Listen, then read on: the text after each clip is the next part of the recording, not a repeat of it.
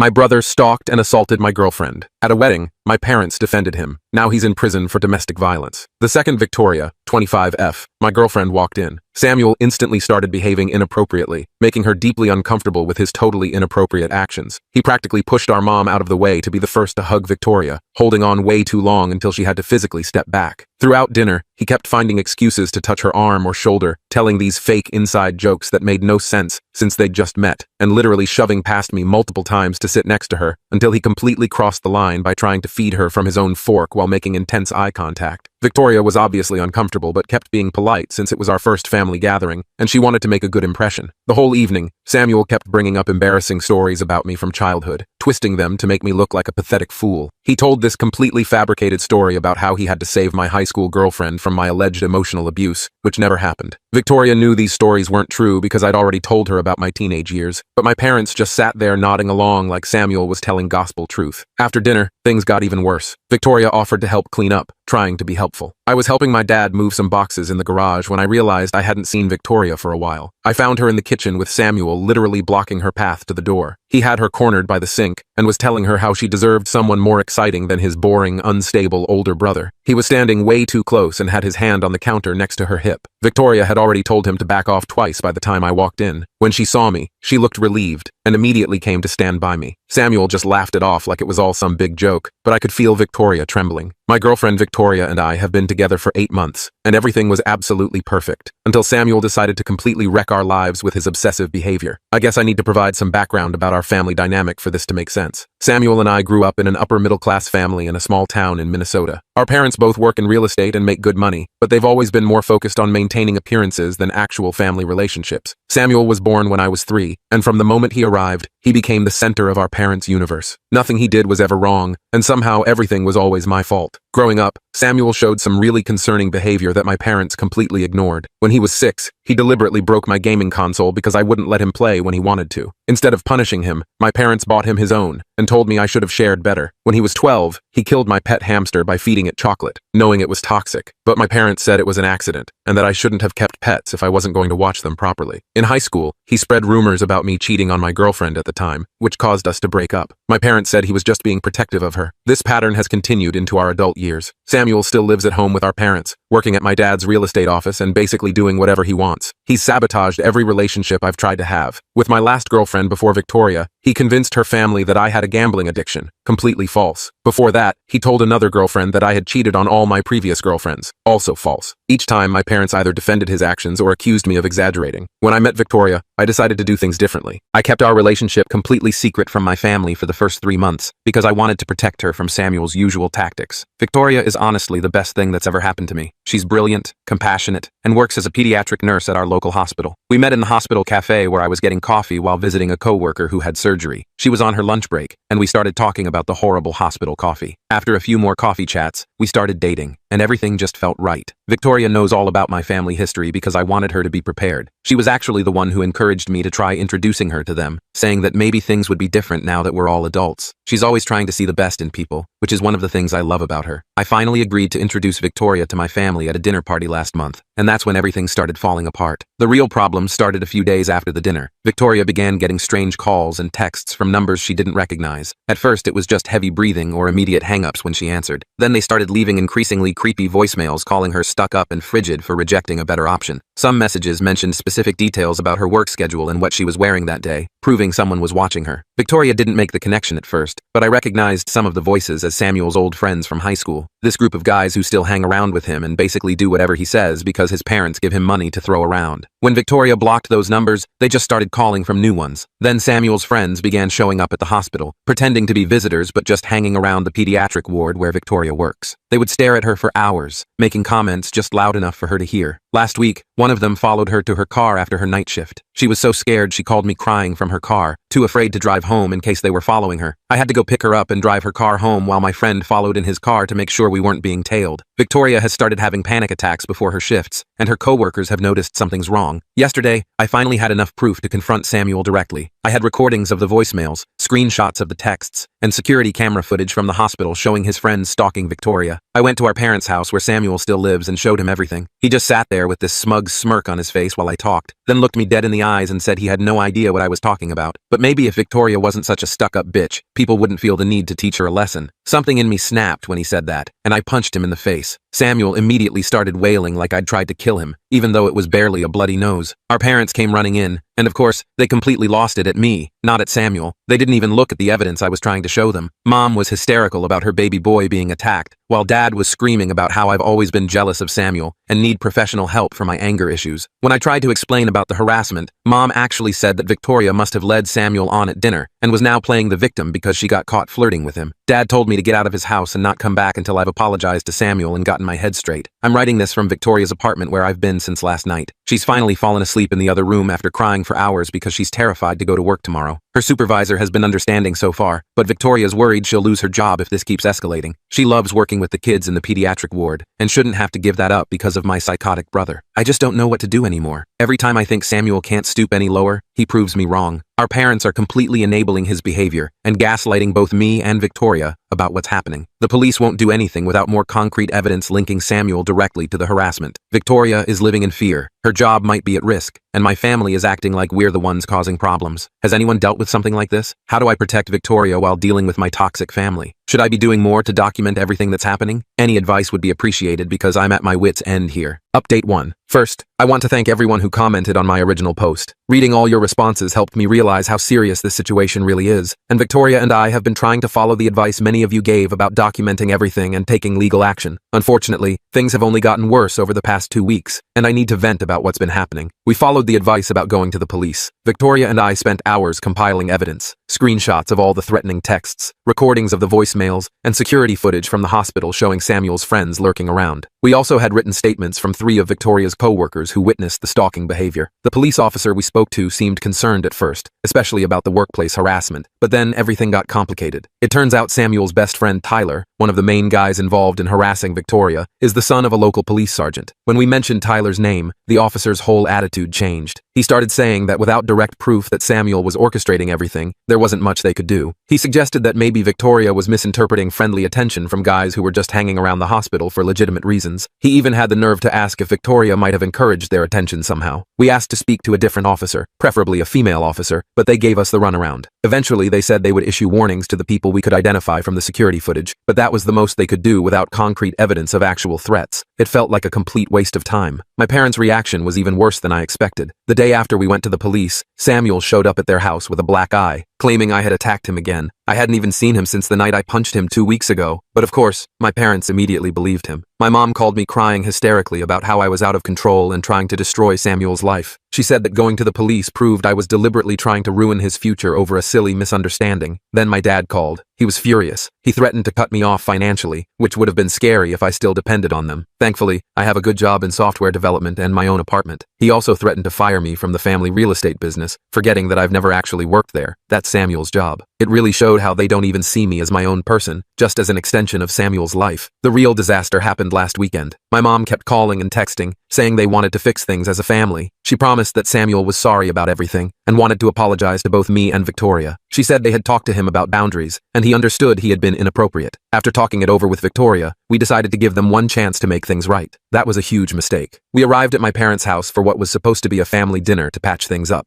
As soon as we walked in, I knew something was wrong. The house was full of people, my parents, Samuel, our aunt and uncle who always take Samuel's side, and worst of all, Tyler and 2 other guys who had been stalking Victoria at work. My mom called it a family intervention. For 2 hours, they all took turns attacking Victoria's character while Samuel sat there looking smug. My mom went on this long rant about how Victoria was obviously jealous of Samuel's good looks and success, and had been flirting with him at dinner that first night. She said Victoria was making up the harassment because she felt guilty about leading Samuel on and was trying to cover her tracks. My aunt suggested that Victoria was probably used to getting attention from guys at work and had misinterpreted friendly behavior as stalking because she had a guilty conscience. Samuel played his part perfectly, acting all sad and confused about why Victoria would make up such horrible lies about him. He kept saying things like how much he had looked forward to having a sister-in-law and how hurt he was that she would try to turn me against him. Tyler and his friends backed him up, swearing they had only gone to the hospital because they were visiting Tyler's sick grandmother, who apparently moves between different floors and departments every day. The worst part was when they started questioning Victoria's mental stability. They brought up how she sometimes works night shifts,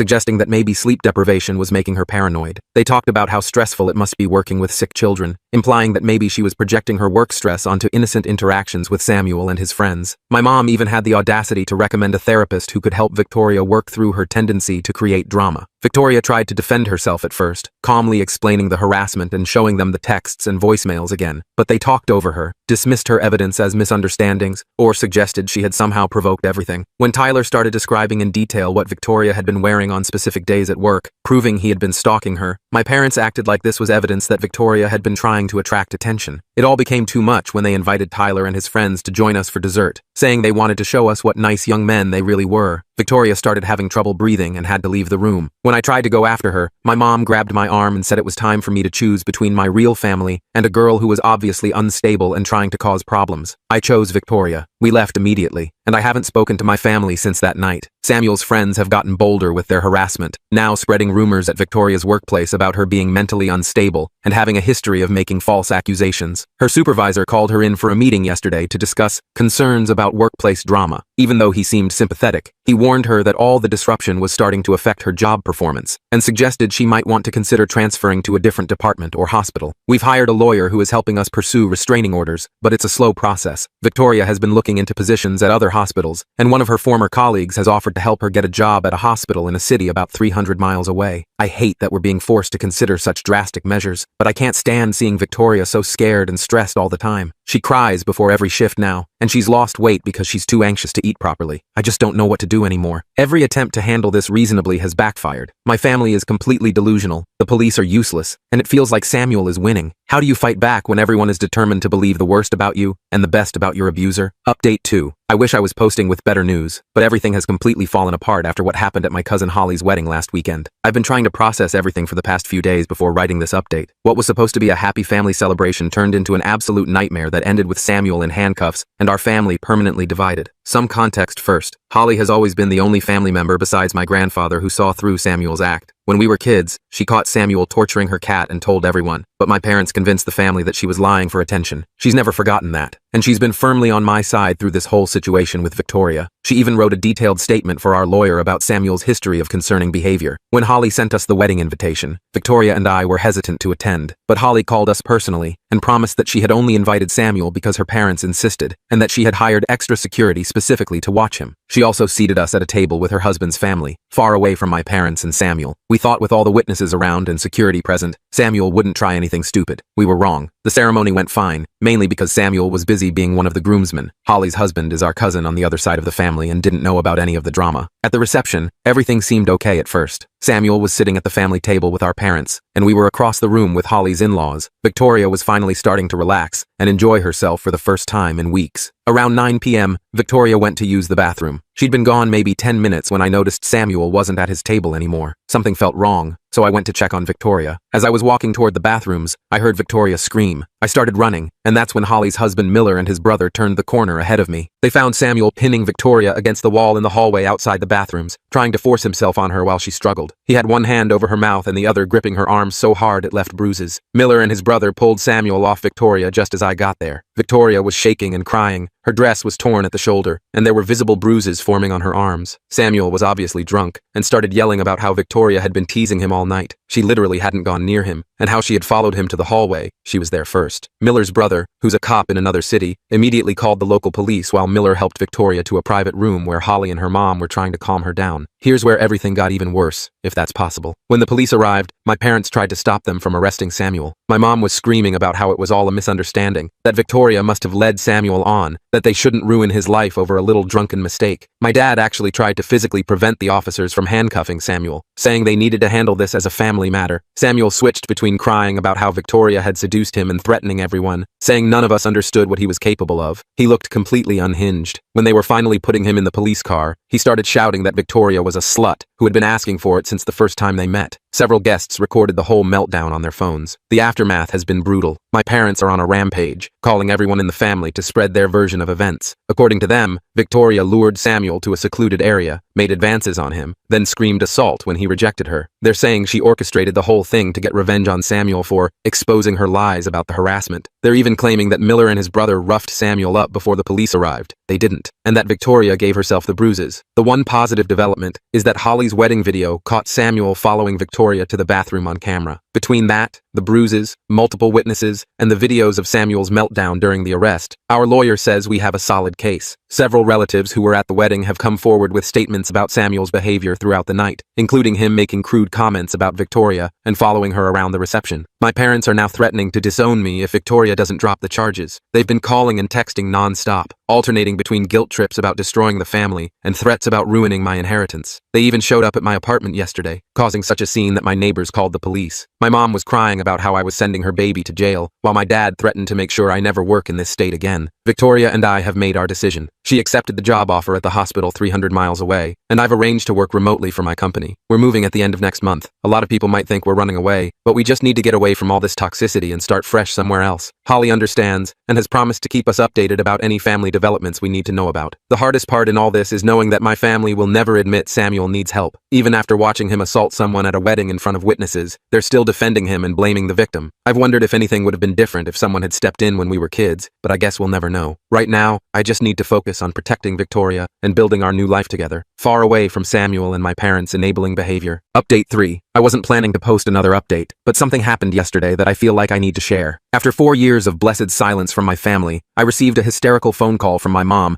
that honestly left me feeling both vindicated and deeply sad. First, a quick update on where things stand with Victoria and me. We got married 2 years ago in a small ceremony with Holly's family and Victoria's relatives. We bought a house in our new city, and Victoria is now the head pediatric nurse at her hospital. I'm still working remotely for the same company, but got promoted to senior developer last year. We're expecting our first child, a little girl, in 3 months. Life has been peaceful and happy, which makes what I'm about to share even more disturbing. Yesterday afternoon, I was in a meeting when my phone started blowing up with calls from my mom. I usually ignore unknown numbers since my family tends to get new phones to try to contact us, but this time she left a voicemail that sounded really desperate. When I called back, she was crying so hard I could barely understand her. It turns out Samuel got married last year to a woman named Rachel. None of us knew about it because we've had no contact with that side of the family since the wedding incident. Apparently, Samuel met Rachel at church, and their families arranged the marriage pretty quickly. My mom was babbling about how perfect everything was, how Samuel had finally found a good Christian woman who understood him, and how they were all so happy until last week. Last Thursday, Rachel's coworker called the police after Rachel missed 3 days of work. When officers did a welfare check, they found Rachel with severe injuries. She had 2 broken ribs, a fractured wrist, and bruises all over her body. But here's the part that really got me. When the police investigated, they discovered that my dad had been helping Samuel cover up the abuse for months. Rachel finally broke down and told the police everything. Samuel had started hitting her just 2 months into their marriage. Every time she threatened to leave or tell someone, my dad would step in, using his connections in the real estate business to pressure Rachel's family about their mortgage, or threatening to get her fired from her job at one of his friends' companies. He even convinced Rachel's parents that she was mentally unstable and making up stories about Samuel, using the same tactics they used against Victoria. The final incident happened because Rachel got a promotion at work that would have given her financial independence. Samuel completely lost it and beat her so badly she couldn't go to work. When she called my dad for help, he told her to put some ice on it and remember her wedding vows. That's when her coworker got involved and called the police. Both Samuel and my dad were arrested. Samuel for domestic violence, and my dad for witness intimidation and conspiracy. Mom wanted me to come back and help deal with everything. She kept saying that family needs to stick together in times of crisis, that Samuel and Dad needed my support, and that Rachel was obviously exaggerating things just like Victoria had. I lost it. I told her exactly how I felt about her enabling Samuel's behavior for his entire life. I reminded her of what they did to Victoria, how they chose to support Samuel even after watching him assault her at Holly's wedding. I asked her if she ever once considered that if they had gotten Samuel help when he was younger, or held him accountable for his actions, maybe Rachel wouldn't be in the hospital right now. Mom broke down completely, saying she realizes now that they should have done something sooner. She admitted that she and Dad had always known Samuel had problems, but they thought they were protecting him by covering everything up. Too little, too late. I hung up and blocked her new number. Holly called me later to fill in some details she had heard from family. Apparently, Rachel's parents are devastated and feel horrible about not believing her sooner. They're fully supporting her pressing charges against both Samuel and my dad. The police are also investigating other potential victims, as several of Samuel's ex-girlfriends have come forward with similar stories of abuse and stalking. Victoria suggested we reach out to Rachel through Holly to offer support if she needs it, which we probably will. Victoria pointed out that she was lucky to have support when she dealt with Samuel, and Rachel might need someone who understands what she's going through. Some people might think I'm being cold toward my parents, but I've learned that enabling toxic behavior only leads to more victims. My family had countless chances to change and chose not to. Now they can deal with the consequences of their choices without my help. My job is to protect my own family now, my wife, our unborn daughter, and the peaceful life we've built far away from their toxicity. Update 4. A lot of people have been messaging me asking for an update about the situation with Samuel, my dad, and Rachel. So here's what's happened in the last 6 months. First, the good news from my side. Victoria and I welcomed our daughter Emma 3 months ago. She's perfectly healthy and absolutely beautiful. Being parents has been amazing, and it's made us even more certain that cutting contact with my toxic family was the right choice. Holly and her husband came to visit last month to meet Emma, and watching them with her just reinforced what real family love looks like. Now for the updates about Samuel and my dad's case. Holly has been keeping us informed since she's still in contact with extended family. Samuel took a plea deal last month. He's getting 8 years in prison for aggravated domestic violence, with the possibility of parole after 5 years. My dad's case is still ongoing, but his lawyers are apparently trying to negotiate a deal too. His real estate license has been suspended pending the investigation, and most of his business partners have cut ties with him. The most surprising development has been my mom. After our last phone call, she finally started therapy, according to Holly. She's moved out of the family home and filed for divorce from my dad. Last week, she sent me a 12-page letter apologizing for everything, enabling Samuel's behavior throughout his life, not protecting me when we were kids, and especially for how they treated Victoria. She acknowledged that she and Dad essentially created the monster Samuel became by never holding him accountable. I haven't responded to the letter yet. Part of me appreciates that she's finally facing reality, but it's too little too late. Where was this insight when Samuel was torturing animals as a kid? Or when he was stalking Victoria? Or when they watched him assault her at Holly's wedding? Victoria and I are discussing whether we might eventually let her have a supervised relationship with Emma, but that's years away if it happens at all. Rachel has been in contact with us through Holly. She's doing better. She's living with her sister in another state and going through intensive therapy. She's filed for divorce and is cooperating fully with the prosecutors. According to Holly, several other women have come forward about Samuel abusing them in the past, including 2 from his church. The police are investigating these cases too. Rachel's parents have been incredibly supportive since the truth came out. They've publicly apologized to her for not believing her sooner